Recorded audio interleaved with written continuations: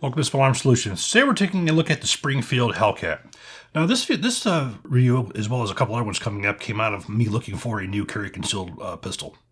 And a couple of the ones that I was looking at were the Hellcat. It was the SIG P365, 365 SAS, looking to replace my Glock 42. Because I wanted a gun that I could carry that would be 9mm instead of a 380. And I also liked the fact that I wanted a higher capacity rather than 6 rounds. I wanted to go with at least 10 rounds. So the two guns I really looked at were the P365 and the Hellcat. So we're going to be doing a separate video where we're going to be comparing the two of those.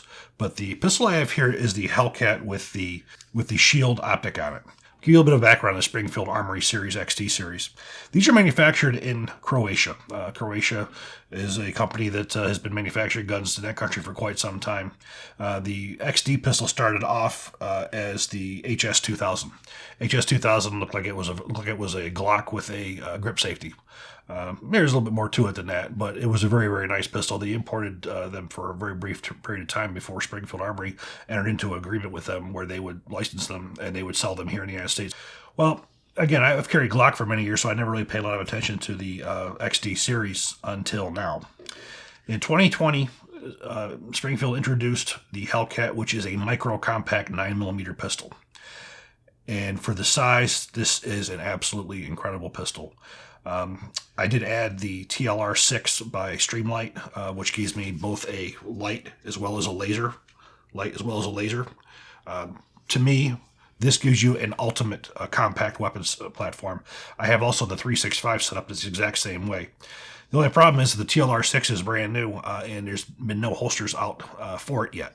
The holster that I had for this one to begin with was by Dara. This worked out great. It was inside the waistband. Now the holster that I'm looking for was one that's going to be it's going to be a pocket holster that I could just slide into my pocket. So I'm having one made by Recluse right now for both this one as well as the P365. So I'll be able just to drop it right into my pocket. Of course, with the shield on here, you're getting a little bit higher on there, so it's going to make it a little bit more of a difficult to throw it into your pocket. But the problem with the holster is you have the TLR6, and that's what causes the problems with most of the current holsters. Just recently, you're starting to see more holsters come out for the TLR6, but they're not inside. They're inside the pant. Well, there are holsters like this rather than ones that go into the pocket. But we will be taking care of that relatively soon. So looking at some of the specifications on this, 9x19 caliber. You're looking at a slide stainless steel with both front and rear slide serrations. You also look on top of the slide here, you'll see a loaded chamber indicator where you'd be able to see the brass. The barrel, this is a 3-inch cold hammer forged barrel, which is very common in Europe. You have the cold hammer forged barrels. A light 18.3 ounce. Again, this compact system here, you're having magazines where you would have a standard 11 with a finger groove on here. Now for something you're going to have is a pocket holster, you would want this thing as flat as could be. Now when you have hands like mine, you need something extension on there. So that gives you more. Now we can go up to 13 rounds, and that's even better. But it depends on how you're going to carry it, whether you're going to be able to do this or not. So for the most part, I use the extended grip on this. So the width is just a short 1 inch. Now your overall height with the flat magazine base is only 4 inches. Now the sights on here are quite nice. Now looking at the rear, you can see you have a U-shaped rear sight, white, and then up front you have a tritium with a yellow outline. This is an excellent sighting system. Your eye picks it up quite quickly. And of course, with this one, we added the shield. Now you can get this in a few different flavors. First, they have this optics ready, which just has the cover on here and no optic. You have it available to you with the optic on it as well. And for a while, I'm not sure if it's still available. They had one that just had it was just a slide with no adaptation whatsoever. But it did have these neat little grooves that went over the top to give you serrations on the top of the slide as well. I'm not sure if that one's still available. I think they're just coming optics ready now. And then, of course, your model with the shield. Now, this optic, very nice, very lightweight. This is the one that has the aluminum frame on it, so it's very, very durable. They offer these in a couple different colors, too. Some people like the flat dark earth. That's not me. I'm more of a black myself. I like my guns black. Now, looking at the frame, we have a polymer frame, and we have what's referred to as the adaptive grip texture, which is like a pebbling that goes all the way around, and you have a slight curvature here for a finger rest. Very, very comfortable. Regardless if your hands are wet, sweaty, muddy, or whatever, you get a good perch on this. It's not going to go anywhere. Now, looking at safeties, the safeties we're going to take a look at once we take this thing apart. So for disassembly, we're going to do, obviously, we're going to make sure we're empty. Okay, we lock to the rear. We're going to lift upward on the latch. Slide forward. Pull the trigger. Take the slide right off. Now, looking at the bottom of the slide, you can see we have a dual recoil spring. We have the barrel, which is a standard Browning linkless. Now, looking at the slide, as you'll see, we have the most important safety of all, the firing pin safety. You see we have the striker. The machining is done very, very well. That's what you'd expect coming out of Croatia as well. They also take a lot of pride in their machining. Now the barrel, as you can see, we have a very large feed ramp. This is probably much more so than most. And what that's going to give you is much more reliability with a variety of different kinds of hollow points. So this is a little bit more aggressive than most, giving you that much more feeding reliability. You can see the little notch we have cut in here. This is your visual to look down to see if you have a loaded chamber. Now looking at your frame, again, we see the pebbling on here. This is assembling latch. And you can see we have a very low profile slide release. Again, these are mostly designed for you to slingshot rather than use the actual release. Left side, you do have a reversible magazine release. You can see we have the trigger, and you can see we had a little tit in the middle for trigger safety. So like the Glock, you have the trigger safety, you do have a drop safety, and you have the firing pin safety, which are your most important safeties that you have on these. Now, you do have a 1913 rail in the front. Now, again, I chose a Streamlight TLR6. Having the TLR6 on here, you have the ability to have the light as well as the laser. The laser is a couple of good things about the laser. Accuracy is one of them, but it's not the most important. One of the most important things about a laser is that it may prevent you from having to shoot. Having a laser pointed at you is sort of a universal meaning that unless you stop doing what you're doing, something really, really bad is about to happen. So lasers can be just as important to stop having to fire and prevent someone to stop what they're doing than it is to actually have to fire. So reassembly. Drop your barrel, recoil spring.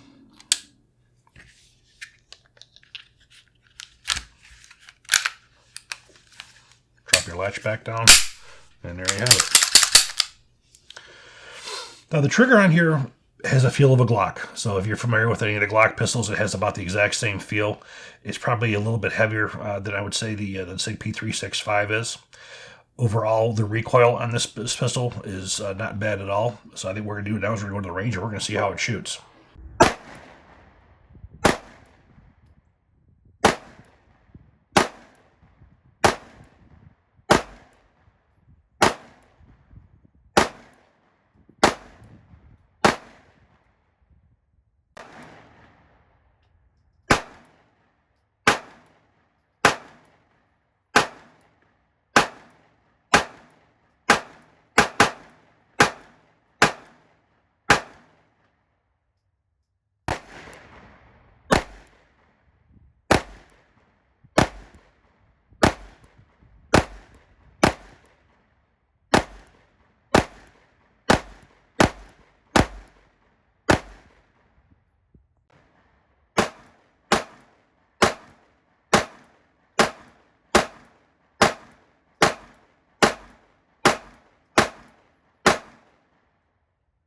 Now, this pistol has had, I would probably say, at least 500 or 600 rounds through it, even with today's ammunition issues, because, again, I'm also looking at potential as a concealed carry gun, so you really want to see how that it worked.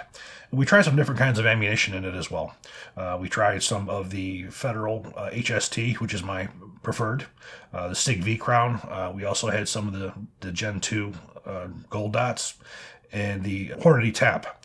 And this was 100% reliable no matter what we put in it.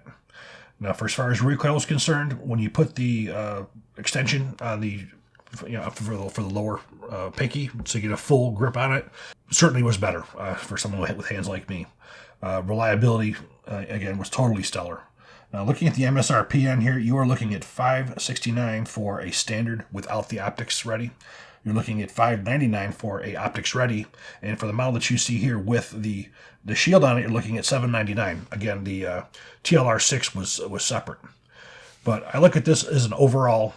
You have laser light. You have, in case your battery dies, you have a rear sight and you have a tritium front sight. It's co-witness, so you can see right through it without any issue. In fact, you can see the cutout in the shield where it allows you to have your line of sight that goes right through. And then, of course, you have your red dot. The red dot, it's taken me a little bit of time to get used to it on a gun like this because, again, when you pull the gun up to your eye level, you have to be sure everything is centered for you to be able to see it. Sometimes I tend to think that using your iron sights might even be quicker, but I think it's one of those things that once you get used to it and your hand goes up and raise the gun to the right area, you're going to be able to see right through that sight and use that red dot. And of course, once you use that red dot and it's zeroed in, I zeroed this in at 7 yards. A carry concealed pistol like this, I'm not going to zero at 25 yards because if you have to use it, generally you're going to be in feet, not in yards. For as far as it's the distance you're going to be using it in. So at 7 yards, you have no problem, putting these things right through an inch or two at that short distance. Another neat little feature this has on it too is the recoil spring. This is recessed outward, so if you were to push it up against something, you're not going to disengage the barrel and disable the gun. Most of the time what happens is if you push the barrel in, you unlock the slide, and that stops you from being able to shoot. By having this forward like so, you push your hand in like this, you're not, as you can see, you're not disengaging it, and that's going to make it so you can fire the gun even if it's pressed up against something. So that's another neat feature. A very, very well thought out pistol. Springfield really hit it out of the ballpark, I think, with this model. And when you look at probably the industry standards right now for pocket pistols, you're looking at this and the SIG P365. You go on the net, every video that you see, you're going to see one from me too, because this is going to be me making my decision on what my new carry conceal is going to be. You're going to see a comparison between this and the P365. Now, the P365 I have is set up the exact same way, minus the red dot. The red dot, for as far as a carry conceal pistol, I'm not sure if I would keep it on here. I probably would end up taking it off just because of the fact that I think that I'm quicker at fast sight acquisition without it than I am with it. For target shooting, it's awesome. But that's one of the things that I would change. And I also have proper holsters coming for both of these as well. The Recluse holsters are my favorite because it's a pocket holster. I just walk out the door, I throw it in my pocket, it covers the trigger guard, everything is safe. But the two ones that I have so far, they won't take the TLR6. And the TLR6, regardless of which pistol that I choose, this is going to be part of. It's durable, it's reliable. As I said, I like having the ability to have a red dot as a warning before I have to fire in any kind of a situation. I spent a lot of time working for Laser Max when I was in college or after college, and part of the marketing strategy that we had was sometimes the most effective firearm is the one you don't have to fire, and that's one of the things that the lasers do. It's a universal language. It says stop. So I am a firm believer in that, and of course, if you have to use it for accuracy, it does it well. If you have to fire from the hip, or if you're drawing quickly, the laser does help you, especially at the close ranges that it was designed for. So you're going to be seeing a follow-up video coming up relatively soon, where there's going to be a comparison between this and the P365, and I'm going to have to make my decision which one's going to be replacing my Glock. Now you look at the Glock 42 380; it's roughly the same size, 6 rounds. And you don't really have the ability. You have the ability to put on any TLR6 or anything along that. Then you go to the Glock 43, the 9mm. Well, it's larger than this, flatter, and it doesn't hold as many rounds. So overall, these I think have beat both the Glock micro or subcompact offerings. Certainly beats the 26. This would be more comparable to a Glock 26 than it would be the Glock 43 because it holds pretty much the same amount of ammunition. Actually, this one holds 1 to 3 rounds more depending on which magazine that you use. So overall, this is a much more compact than the Glock 26. You go with the more compact version with the single column magazine, the 43. You've got a lot more firepower in a gun that's smaller than you do with the Glock 43. Then, of course, you go to the 42, which is what I've carried for many, many years as a pocket gun. Accuracy, both these and the SIG are more accurate. There's no question. In fact, the 42 that I got is probably the worst Glock trigger of any of the Glocks that I own, and I own quite a few. You didn't have the accuracy that you did. Reliability, So far, reliability has been stellar with over 500 rounds. Hopefully, at some point when ammunition does become available more, I hope to do at least 2,000 rounds through both this and the SIG, just to see how they both hold up. There's been no issues with this whatsoever. If anybody who you've seen on the net who's done any kind of reviews, everybody says it's an excellent firearm. And people have a really hard time trying to say I want this over the SIG or SIG over this. They're that comparable where it really is going to come down to what feels the best. So yeah, definitely kudos to Springfield for this one. This is a really, really nice pistol. So I do hope you guys enjoy the video. If you do, please click like, please subscribe, even better share, and please consider becoming part of our Patreon family. We are a funded YouTube channel. Thank you.